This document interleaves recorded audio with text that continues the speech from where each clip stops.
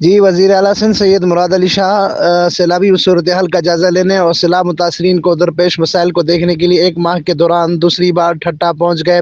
اس موقع پر سید مراد علی شاہ نے کہا کہ دریائے سندھ کے بائیں طرف جو بلوچستان سے سیلابی پانی آیا ہے، اس کی وجہ سے سندھ کے 24 اضلاع سیلابی ریلے سے شدید متاثر ہوئے ہیں۔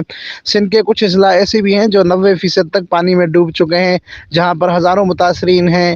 انہوں نے کہا کہ دریائے سندھ کے دونوں جانب سیلابی پانی اب اترنا شروع ہو چکا ہے، مگر دوبارہ سندھ میں پڑنے والی بارشوں کی وجہ سے مشکلات کا سامنا ہے۔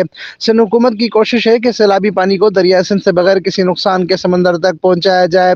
وزیر اعلیٰ سندھ سید مراد علی شاہ نے بتایا کہ سندھ میں حالیہ برساتوں اور سیلاب کی وجہ سے 1.5 کروڑ سے بھی زائد لوگ متاثر ہوئے ہیں۔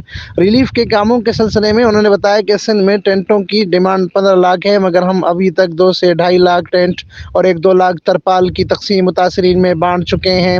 تاحال سندھ میں 33% ریلیف کا کام کیا گیا ہے۔ پورے پاکستان میں ٹینٹوں کی سپلائی نہیں ہو پا رہی۔ تمام مینوکیجز سے ٹینٹ لے رہے ہیں۔ تمام فورسز بھی ریلیف کے کاموں میں شامل ہیں، جن میں پاک فوج، نیوی اور ایئر فورس بھی شامل ہیں۔